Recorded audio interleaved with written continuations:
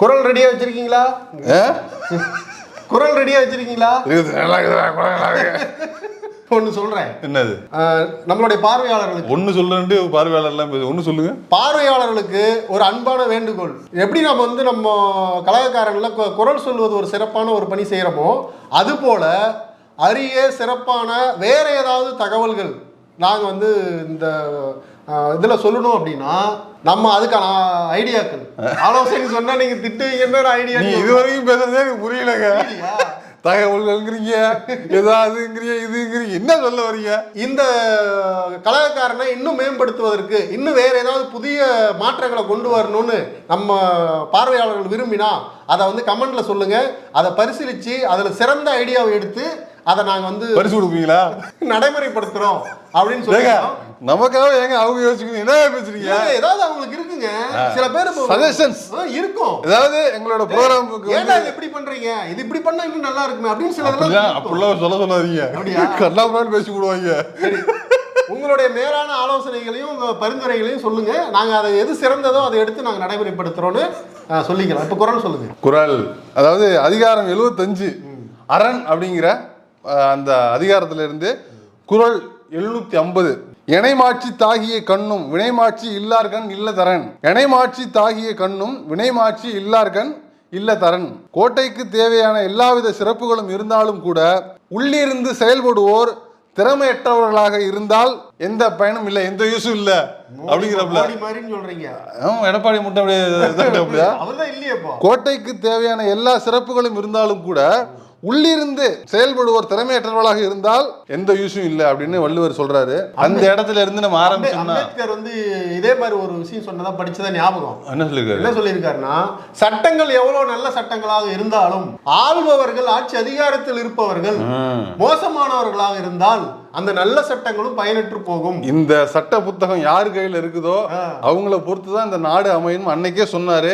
அவர் சொன்னது இன்னைக்கு நடந்துகிட்டு இருக்குது. திருவள்ளுவரும் முன்னாடியே சொல்லியிருக்காரு. இன்னொன்னு சொல்லியிருக்காரு அவரு, இந்த சட்டத்தை எழுதிய நான் இதை எரிக்கும் வாய்ப்பு கிடைத்தால் இதை முதலில் எரிப்பவன் நானே அப்படின்னு சொன்னதும் இதே அம்பேத்கர் தான். ஓகே, அதை பெரியார் எரிச்சு காட்டினார். இப்ப இது ரொம்ப தேவையாப்ப தேவையாப்ப சரி சரிக்கு வாங்க. சரி விடுங்க, பரவாயில்ல.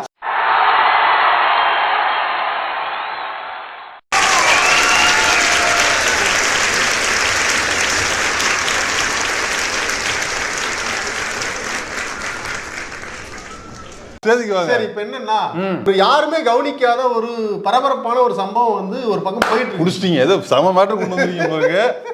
இன்னைக்கு ஒரு கலங்க போறோம். இன்னைக்கு பரபரப்பான விஷயம் சொல்லுங்க. ஆனா யாரும் அதை கவனிக்க சொல்லுங்க. என்ன மேட்டர்னா, எனக்கு தெரிஞ்ச ஒரு 10 நாளாவே தொடர்ந்து பிரபலங்கள், மருத்துவமனைகள், விமான நிலையங்கள், காவல் நிலையங்கள், நீதிமன்றங்கள், ஜனநாயகம் பாட்டு ஓடிட்டு இருக்கு. இப்படியான பல இடங்களுக்கு, திரை பிரபலங்களுக்கு, அரசியல் பிரபலங்களுக்கு தொடர்ந்து வெடிகுண்டு மிரட்டல்கள் வந்துட்டு இருக்குது. இது இது புதுசா? இது புதுசு இல்ல, இது பழசுதான். தொடர்ந்து ஒரு 10-15 நாளா வெடிகுண்டு மிரட்டல் தானே. வெடிகுண்டு மிரட்டல் இன்னும் தமிழ்நாட்டுல 2 வீட்டுக்கு தான் வரல. உன்னை இவரு விடு, வீடு மத்த எல்லாரும் வீட்டுக்கு வந்துருச்சு. இது நான் தான் டெய்லி பாக்குறேன். நாங்க செய்தி பாக்குறப்ப, பேப்பர் படிக்கிற, செய்தி பாக்குற எல்லாருக்கும் தெரியும், சோசியல் மீடியாவில் இருக்கிறவங்களும் தெரியும். இப்போ இன்னைக்கு என்ன நடந்திருக்குன்னா, ரஜினி வீட்டுக்கு, ரஜினி உள்ளிட்ட ஒரு 15 பேருடைய வீடுகளுக்கு வெடிகுண்டு மிரட்டல் வந்திருக்கு. இது யூஸ்வலா வரதானே. இதுல என்ன சிறப்பு, இதுல என்ன ஒரு இதுல என்ன ஒண்ணும் இல்லையே. யூஸ்வலா எப்பயாவது ஒரு முறை வரும். ஆனா ஆமா, கொஞ்சம் ஒரு வாரம் தொடர்ச்சியா வருது. அவன் எனக்கும் டவுட்டா இருந்ததுங்க. இதை பத்தி யார்கிட்ட கேட்கறதுன்னு தெரியல. ஏன்னா என்ன சொல்றாங்கன்னா, மெயில் மூலமா வெடிகுண்டு மிரட்டல் வருதுங்கிறாங்க. எங்க இன்னைக்கு இருக்கிற டெக்னாலஜில மெயிலாவது, குயிலாவது, ரயிலாவது எங்க இருந்தாலும் கண்டுபிடிக்கலாம். ஏன் கண்டுபிடிக்க முடியாதுன்னா அதுக்கு ஏதாவது சொல்றாங்க, விபிஎன் ஏதோ ஒண்ணு சொல்றாங்க. விபிஎன் மூலியமா அது வெளிநாட்டுல இருக்கிற மாதிரி காட்டும், அதை கண்டுபிடிக்க முடியாது. என்ன அப்படியாங்க? நீங்க டெக்னாலஜி நிறைய தெரிஞ்சவரு. டிஜிட்டல் இந்தியாவுக்குள்ள நம்ம வாழ்ந்துட்டு இருக்கிறோம். டிஜிட்டல் இந்தியாவுக்குள்ள. நான் சென்னைக்குள்ள வாழ்ந்துட்டு இருக்கிறேன், தமிழ்நாட்டுக்குள்ள வாழ்ந்துட்டு. ஆனா எங்க ஐயா மோடி என்ன சொல்லியிருக்காருன்னா, ஏஹே டிஜிட்டல் இந்தியா ஹே அப்படின்னு இருக்காரு. ஆனா நீங்க எஸ்ஐஆர் ஃபார்ம் கொடுத்து நீங்க கையில தான் ஃபில் பண்ணணும். டிஜிட்டல் இந்தியாவுல வீட்டுக்கு போகணும். அதுதான் டிஜிட்டல் இந்தியா. ஓகேவா? இப்படி இருக்கிற சூழல்ல இது ஏதோ ஒரு எதிர்கால சதிக்கான ஒரு முன்னெச்சரிக்கை போல தொடர்ச்சியாக ஒரு 10 இல்ல யூசுவலா இந்த மாதிரியான விஷயங்கள் என்னன்னா அதான், அதாவது அட்டென்ஷன் சீக்கிங் சம்பந்தப்பட்ட ஏதாவது ஒரு குழு, ஏதாவது ஒரு தீவிரவாத குழு வந்து நாங்க உங்களுக்கு இது மாதிரி வச்சிருக்கிறோம் மிரட்டல் விடுவாங்க, இல்ல பணம் பறிக்கிறதுக்கு இந்த மாதிரி பண்ணுவாங்க, இல்ல வெடிகுண்டு மிரட்டல் தீவிரவாதிகள் இந்த மாதிரி பண்றதுக்கு வாய்ப்பு இருக்கு. கொஞ்சம் மூளை கெட்டவங்க ஏதாவது பண்ணுவாங்க, சில வைத்தியங்கள் செய்யறதுக்கு வாய்ப்பு இருக்கு. இது நீங்க சொல்ற மாதிரி கண்டினியூஸா இருக்கிறதுனால இது என்னமோ விளையாட்டு பொருள் மாதிரி ஆயிடுச்சு. வாரம் வருது, வாரம் இல்ல தினமும் வருது. விஜய் வீட்டுக்கு போயிருக்குது, ஒரு ரஜினி வீட்டுக்கு, யாரோ வீட்டுக்கா போயிருக்குது. இந்த இவர் பேர் என்ன, நீதிபதி வீட்டுக்கு அப்படியா, சீமான் வீட்டுக்கு போயிருக்கா இல்ல போயிருக்கு நினைக்கிறா தெரியல. அவன் வீட்டுல ஏன் போனாங்கன்னு தெரியல. நிலையத்துக்கு பல இடங்களுக்கு வந்து இந்த பர்சன் வீட்டுக்கு நிறைய அது மாதிரி வந்து நாம ஏன் பேசுறோம், உதயநிதி வீட்டுக்கு கூட போயிருக்கு. இதை நாம ஏன் இதை எடுத்து பேசுறோம்னா இதுக்கு பின்னால் உள்ள சதியை நம்ம முன்னெச்சரிக்கையாக வந்து கையாளணும் அல்லது கவனத்துல. இதுக்கு பின்னாடி என்னங்க தீவிரவாதி செய்தாங்க இருக்கும். கேளுங்க, இப்ப டெல்லியில ஒரு குண்டு வெடிச்சது இல்ல, டெல்லியில கார் தாங்க வெடிச்சது. சரி, கார் குண்டு வெடிச்சது, கார் குண்டு இல்ல, கார்ல குண்டு வெடிச்சது, கார்ல குண்டு வெடிச்சது. அதுக்கே ஒரு டிபேட் நடத்துனுங்க. இல்ல, கார்ல குண்டு வெடிச்சது இல்லையா? இப்போ அங்க என்ன குண்டு வெடிக்கல, கார்ல வெடிபொருள்கள் வெடிச்சது. அதுக்கு பேர் என்ன தெரியுமில்ல, புதுசா நம்ம நாட்டுல எல்லாம் கண்டுபிடிச்சிருக்காங்க, கார் வெடி விபத்து. கார் வெடி விபத்து. அதாவது ஜெயலலிதாவுக்கு கலைஞர்னா ஊழல், ஜெயலலிதானா சொத்து குவிப்பு வழக்கு. தமிழ்நாட்டில் நடந்தா தீவிரவாத செயல் குண்டு வெடி, டெல்லியில் நடந்தா கார் வெடி விபத்து. கார் விபத்து, இவ்வளவுதாங்க அரசியல். அவ்வளவுதான். இப்படி இருந்துச்சு இல்லையா? இப்ப அந்த ஒரு இது வெடிச்சது இல்லையா, அது என்ன கரும்பு வெடிச்சது. இது 200 கிலோ 300 கிலோங்கிறாங்க. அந்த கார்ல இருந்த வெடிப்பொருளுடைய வெயிட் வந்து 200-300 கிலோங்கிறாங்க. நம்ம மீம் தான் போட்டிருந்தாங்க நம்ம ஆளுங்க. ஏன்னா பாண்டிச்சேரியில இருந்து ஒரு 2 லிட்டர் 2 பாட்டில வாங்கிட்டு பாட்டிலா டென்ஷன் ஆயிருவாங்க. ஐயோ, அது அனுபவத்துல ஏதோ சொல்லுங்க. ஒரு 180 மில்லி எடுத்துட்டு வர முடியாது, குடிச்சிருவாங்க. ஏன்னா பாண்டி என்னங்க நீங்க அதை கடந்து போறீங்க, எவ்வளவு பெரிய விஷயம் தெரியுமா? அது பெரிய விஷயம், அது எவ்வளவு பெரிய ஒரு அதெல்லாம் எடுத்துட்டு வர முடியாதுங்க. அவ்வளவு கட்டுப்பாடுங்க, அவ்வளவு கரெக்டா பிடிச்சிடுவாங்க. நீங்க எப்படி வந்தாலும் பிடிச்சிருவான், பஸ்ல வந்தா கூட பிடிச்சிருவான். ஏங்க பஸ்ல உட்கார்ந்தா மேல போய் இந்த பையெல்லாம் வச்சிருப்போம், பேக் அதெல்லாம் திறந்து பாப்பாங்க. தெரியா, எந்த சலுகையும் கிடையாது. எவன் வீட்டு பேக் தான் தெரியும், சட்டை கட்டெல்லாம் புடிச்சு வீசி தள்ளிடுவாங்க, புடிச்சு இப்படியே பார்ப்பாங்க. அது இருந்ததுன்னா என்ன பண்ணுவாங்க, எடுத்துட்டு போயிடுவாங்க. தொட்டக்கூடாது பல பேர் இப்படியே உட்காந்துருப்போம், தொட்டக்கூடாது. அது உங்களுக்கு தெரியாதுங்க, இந்த வழியில எனக்கு தெரியாது, ஃப்ரெண்டு தான் சொன்னா. சில பேர் பாட்டில் எல்லாம் எடுத்துட்டு போயிங்க கீழே எடுத்துட்டு போவாங்க. அது என்ன பண்ண போறாங்களா, வச்சிருப்பாங்களா, கொடுப்பாங்களா, கேட்பாங்களா, இந்த பதட்டத்தோட அப்படியே கீழே போவாங்க. தலைவா கீழே போய் நம்ம அப்படியே உட்காந்துருப்போம் ஜன்னல் ஓரத்துல.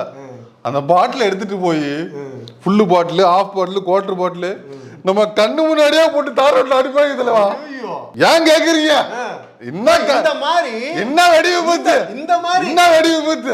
அது வெடிக்கும் போது மனசு வெடிக்கும் பாருங்க. இந்திய குடிமக்கள் அந்த ஒரு குடி அரை கோட்டரை கூட எடுத்துட்டு வர முடியாத அளவுக்கு நெருக்கடி. நல்லா வேலை பாக்குறீங்க, வெரி குட். ஏன்னா இந்த மாநிலத்தோட வருமானம் இந்த மாநிலத்துக்கு தான், அந்த மாநிலத்தோட வருமானம் அந்த மாநிலத்துக்கு போக கூடாது. அது பிரச்சனை இல்ல, அது பிரச்சனை தான். மொத்தமா ஜிஎஸ்டி அவாலிட்டு போயிடுவான். நீங்க இதெல்லாம் பண்ணுவீங்க, அவன் மொத்தமா ஜிஎஸ்டி அள்ளிட்டு போயிடுவான், காசு தரமாட்டான். இது ஒரு பக்கம். ஆனா ஒரு கோட்டரை கூட வந்து பக்கத்துல இருக்கிற நம்ம பாண்டிச்சேரியில இருந்து இங்க கொண்டு அவ்வளவு ஸ்ட்ரிக்ட்டா இருக்கக்கூடிய இந்த காவல்துறை, மற்ற உளவுத்துறை, எல்லா துறையும் ஏதோ ஒரு துறை, மதுஒழிப்புத்துறை தமிழ்நாட்டுல சிறப்பா இருக்காங்க. ஆனா எல்லா ஊர்லயும் அந்த டிபார்ட்மெண்ட் சிறப்பா இருக்கு. ஆனா இல்ல, குஜராத்ல எல்லாம் பாக்கெட் சாராய் வித்துட்டு இருக்காங்க, கஞ்சா வித்துட்டு இருக்காங்க, உத்தரப்பிரதேசல, காசியில, இப்படி பல ஊர் இருக்கு. அங்கெல்லாம் அங்க எந்த கட்டுப்பாடும் கிடையாது. சரி, இப்ப அது மேட்டர் இல்ல.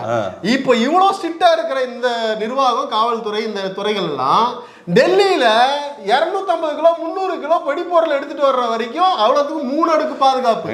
டெல்லினா சும்மா சாதாரணம் கிடையாது.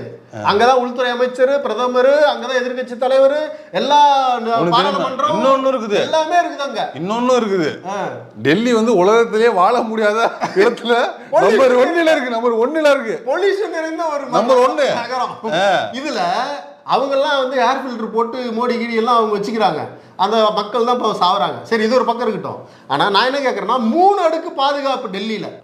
3 அடுக்கு 3 ஃப்ளோர்ல வச்சிருப்பாங்களா? இல்ல அப்படியே 3 அடுக்கு பாதுகாப்பு. 1 கிலோமீட்டருக்கு ஒருக்கா 1 கிலோமீட்டருக்கு ஒருக்கா அந்த மாதிரி.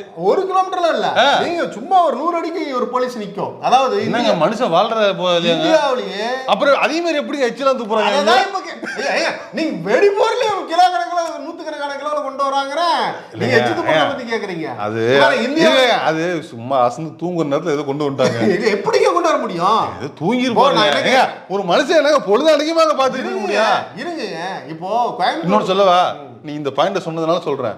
இதே அந்த பாண்டிச்சேரி பார்டர்ல, இதே கன்னிக்கோயில் பார்டர்ல சரக்கு எடுத்துக்கொண்டு வருவவர்கள் இருக்குதானே செய்கிறார்கள். அதே மாதிரி எடுத்துக்கொண்டு வந்திருக்கலாம் வெடிபொருளை. சரி, இப்போ ஏங்க தொடர்ந்து வாட்சி பண்றவன் ஒரு யுக்தியை பயன்படுத்தி இருக்கலாம்ல. அதான் கோட்டை விட்டார்கள் சொல்லியிருக்கேன். சரி, ஓகே. இப்போ அந்த 1000 நோட்டு 500 நோட்டு செல்லாது, அது செல்லாதுன்னு சொன்னாங்கல்ல. ஆமா, டிமானிட்டைசேஷன் என்னெல்லாம் காரணம் சொன்னாங்க? அதுக்கு வந்து என்ன சொன்னாங்கன்னா, அதுல சிப்ஸ் இருக்காது, இதுல சிப்ஸ் இருக்கும், சிப்ஸ் சைடிஸ் இருக்காது, சைடிஸ் எல்லாம் இருக்குன்னு சொன்னாங்க. அதை தாண்டி ஒண்ணு சொன்னாங்க. என்ன சொன்னாங்க? இந்த பணம் அத்தனையும் தீவிரவாதிகள் கையில் இருக்கு. இப்ப இந்த பணத்தை நாம ஒழிச்சிட்டோம்னா தீவிரவாதி கையில் இருக்கிற பணம் எல்லாம் வந்து செல்லாத பணமாயிரும். அதாவது தீவிரவாதத்தை ஒழிச்சிடலாம் அப்படின்னு காதுல பூசிக்கிறாங்க. மேல தீவிரவாதமே இந்தியாவில வராது அப்படின்னு ஒண்ணு சொன்னாங்க. அடுத்து கருப்பு பணம், ஊழல் பணம் இதெல்லாம் ஒழிக்கப்படும் அப்படின்னாங்க. சொன்னாங்களா? ஆமாங்க. ஏங்க நான் எனக்கு டவுட்டுங்க. 500 ரூபாய் பணத்தை பார்த்துருக்கேன், 1000 ரூபாய் பணத்தை பார்த்துருக்கேன், 2000 பணத்தை கூட பார்த்துருக்குறாங்க. ஆனா அமெரிக்கன் கரன்சி கூட பார்த்துருக்கிறேன்.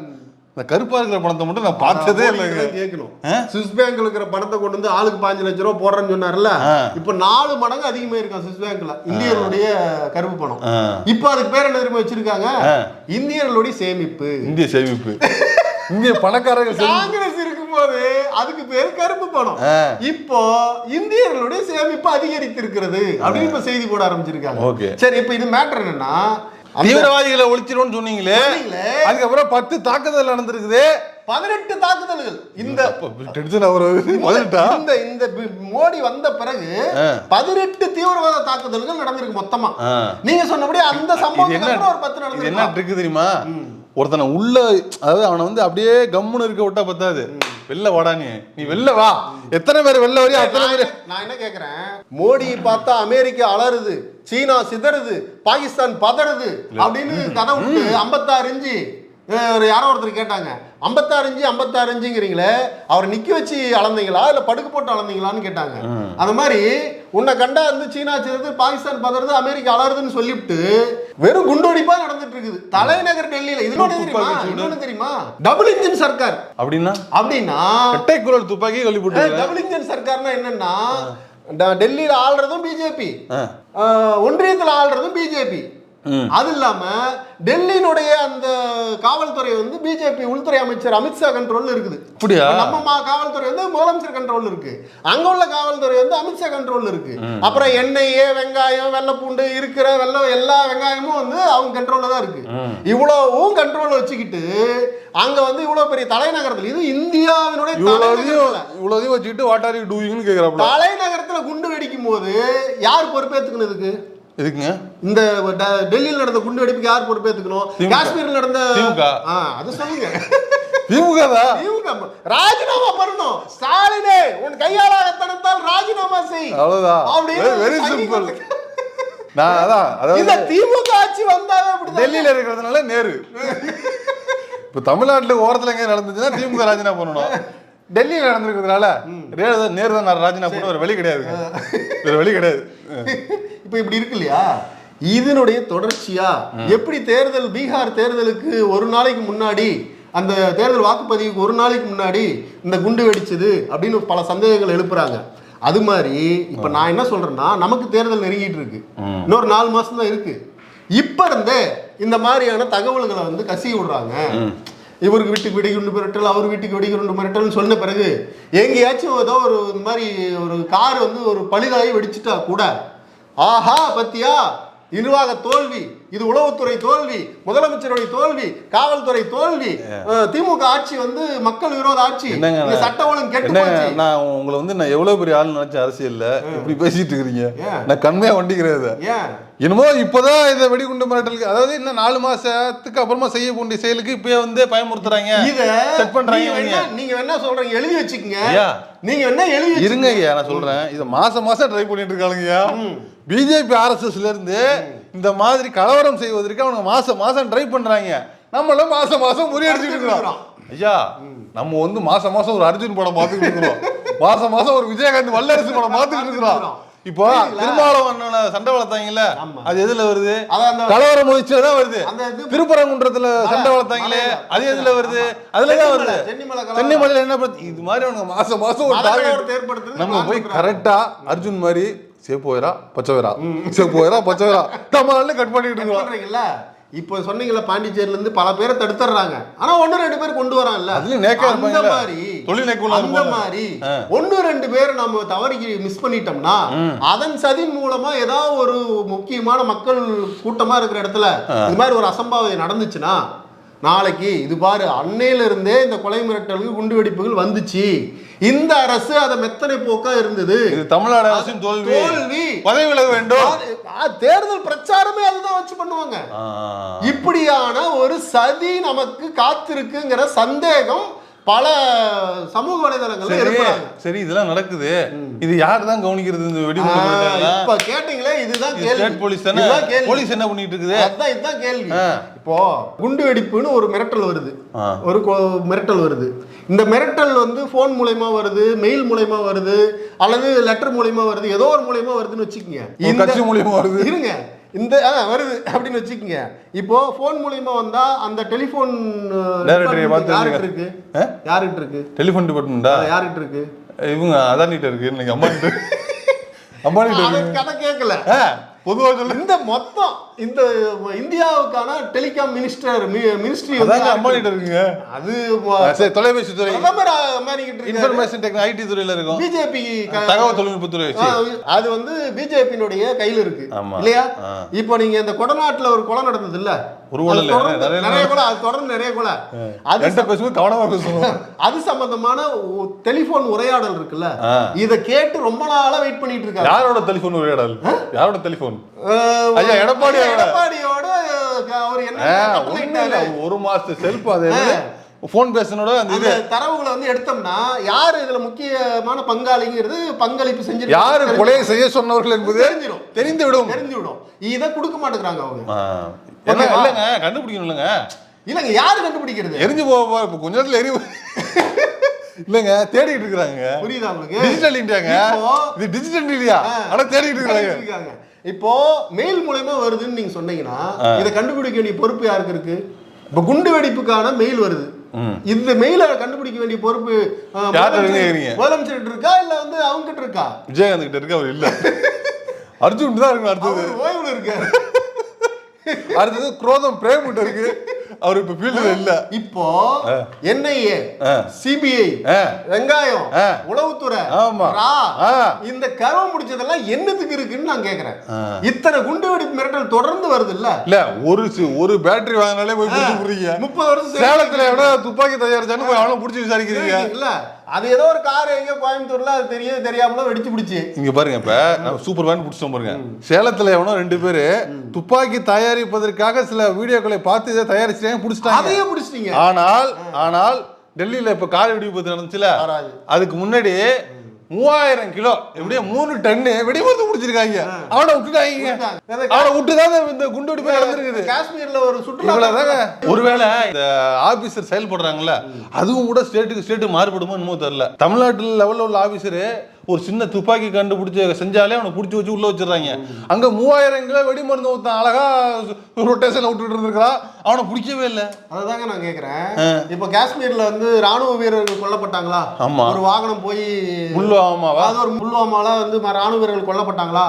இன்னைக்கு வரைக்கும் அது கொன்னது யாரு, அது யாரு, இதுல ஈடுபட்டது யாரு, ஏதாவது தகவல்? எனக்கு இன்னொரு டவுட் இருக்குங்க. அந்த இது இருக்குல்ல காஷ்மீர்லாம், அங்கெல்லாம் பாலைவனம் பனிப்பொழிவு தானே இருக்கும். அது எப்படிங்க சிசிடிவி அந்த அவ்வளவு பெரிய அத்துவான காட்டுல அந்த பாலைவனத்துல எப்படிங்க இருக்கும் சிசிடிவி? அது ஒரு சுற்றுலா பகுதின்னு வச்சுக்கோங்க. இல்ல புல்வா நீங்க சொல்றது வேற, அங்க சொல்றீங்க. அந்த ராணுவ தாக்குதல்ல வந்து எதுவுமே இருக்காதுல்ல, அது ஒரு சாலையில வந்து நடந்தது. அது எப்படி அங்க இருந்துச்சு தெரியல. அப்புறம் இந்த சுற்றுலா தளத்துல ஒரு தாக்குதல் நடந்தது இல்ல, இது வரைக்கும் அவங்க யாருல ஈடுபட்டாங்க, யாருக்கு பின்னணி என்ன ஏதாவது அதெல்லாம் கண்டுபிடிச்சு அழிச்சிட்டாங்களே. சிந்தூர் ஆபரேஷன் சிந்தூர், அது எங்கேயோ போய் யாரோ ஒரு ஆடு மேய்ச்சிட்டு இருந்த மேல தலையில குண்டை போட்டு வந்துட்டு கணக்கு காமிச்சாச்சு இல்லைங்க. நான் என்ன சொல்றேன்னா ஆன்டி இந்தியன். நான் என்ன கேக்குறேன்னா, இந்த உள்ள வந்தான்ல கிட்டத்தட்ட வந்து ஒரு 600 கிலோமீட்டருக்கு மேல உள்ள வந்திருக்கான்ல, இவன் யார், உள்ள வந்தவன் யாரு, அவன் பின்னணி என்ன, அவன் பின்னாடி இருந்தவன் யாரு, இந்த தகவல் ஏதாவது வரைக்கும் கண்டுபிடிச்சு சொல்லி. உள்ள வந்தவன் தெரியுங்க, 2000 வருஷம் முன்னாடி வந்துட்டாங்க இல்லைங்களா, அது தெரியும் எனக்கு. வேற லெவல் தலைவா. இருக்குன்னா இப்படியான கேள்விகள் இருக்குல்ல, இந்த கேள்விகளுக்கு ஏதாவது பதில் இருக்கா? இது வரைக்கும் 18 குண்டு வெடிப்புகள் இந்த பிஜேபி ஆட்சி மோடி வந்த பிறகு நடந்திருக்கு. எதையாவது ஒண்ணு கண்டுபிடிச்சு இதுதான் டிக்ளேர் பண்ணிருக்காங்களா? இவங்க தான் இது கேள்வி வச்சிருக்கீங்க, பத்திரமா வச்சுக்கீங்க. உங்களுக்கு இதுல ஆன்சரே கிடையாது. நான் இப்ப நாம இது வந்து இவ்வளவு சிரிப்பா நகைச்சுவையா பேசினாலும் இந்த தொடர் குண்டு வெடிப்புக்கான மிரட்டல்கள் வந்துட்டு இருக்குல்ல, இது ஏதோ ஒரு பெரிய அசம்பாவித்த நிகழ்த்துவதற்கான ஒரு முன்னேற்பாட்டான சிக்னலாக இருக்குமோ என்று பயப்படுகிறார் இருக்கிற மாதிரியான ஒரு சந்தேகத்தை நமக்குட்பட சமூக வலைதளங்கள்ல இந்த கேள்விகள் எழுதிட்டு இருக்காங்க. அப்படிலாம் இல்ல, நீ உங்களுக்கு இவ்வளவு பயம் இருக்கும்போது, சாதாரண குடிமகனுக்கு இவ்வளவு பயம் இருக்கும்போது நிச்சயமா அரசுல உள்ளவங்களுக்கும் இந்த பயம் இருக்கும். ஏன்னா ஸ்டாலின் அவர்கள் வந்து ஏதோ அப்படிலாம் கண்டுக்க மாட்டாங்க. ஏன்னா இது வந்து ஏதோ ஸ்டேட் போலீஸ் சென்ட்ரல் போலீஸ்ங்கிற லெவல்லாம் கிடையாது. இது எல்லாருமே இங்க வாழ்ற மக்கள் வந்து நம்ம மக்கள் தான். யாரு காப்பாற்றணும்? நம்ம தான் காப்பாற்றணும். அதனால அந்த மோட்டிவேஷன்லாம் அவருக்கு இருக்கும். அதுக்கான வேலைகள்லாம் நடந்துட்டு இல்லைங்க. இது தேர்தலை முன்னிட்டு ஏதோ சதின்னு நான் நம்புறேன், நான் நினைக்கிறேன். அல்லது இல்ல, சில பயில்களை தட்டி வச்சா சரியா இருக்கும், அவ்வளவுதான். சில பயில்களை தலையில தட்டி சில பயில்களோட அந்த போன் வாட்ஸ்அப் எல்லாம் நீங்க பாத்தீங்கன்னா கண்டுபிடிச்சிடலாம், அவ்வளவுதான். ஆனா அது நம்ம கையில இல்ல. இந்த மாதிரி பீதியோடலாம் நம்ம வாழ தேவையில்லை. நம்ம வந்து தமிழ்நாட்டில் தான் இருக்கிறோம். தமிழ்நாடு அரசு வந்து அதுக்கான பாதுகாப்பு ஏற்பாடுகள் எல்லாத்தையும் பண்ணிக்கிட்டு தான் இருக்கிறாங்க. நான் ஒரு எக்ஸாம்பிள் சொன்னேன்ல, அந்த 2 பேர் துப்பாக்கியை செஞ்சு முடிச்சதுக்கு எப்படி வந்து அவங்க பிடிச்சி விசாரிச்சு அவங்க இன்ன வரைக்கும் விசாரணை இருக்கிறாங்க அந்த பசங்க என்னைய பிடிச்சி. ஏன்னா இங்க உள்ள ஆஃபீஸர்ஸ் மேபி நல்லா செயல்பட்டுருக்கலாம். அங்க உள்ள ஆஃபீஸர்ஸ் 3000 கிலோ வெடிமருந்து பிடிச்சும் கூட அவனை எப்படி வெளில விட்டாங்க?